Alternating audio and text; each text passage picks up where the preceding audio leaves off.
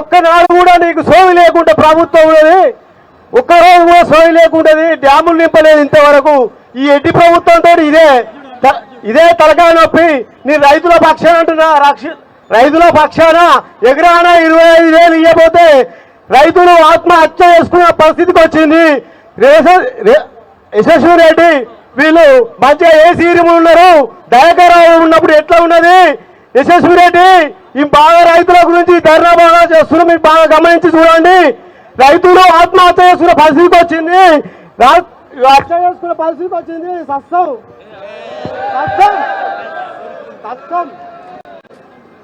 యశస్వి రెడ్డి ఖబర్దార్ ఖబర్దార్. రైతులు ఏమైనా మీరే ఎమర్జెన్సీలో నీళ్లు వదలాలని కోరుకుంటున్నాం, లేకపోతే మేము చనిపోయే అవకాశం ఉన్నది. ఇప్పటికే సగం పంట ఎండిపోయింది, రైతులు సుఖా బాధపడుతున్నారు. ఏం పేరు? దశరథ్ కొట్లాడి 25,000 ఇచ్చేదాకా నేను వదిలిపెట్టా. వింటానవా?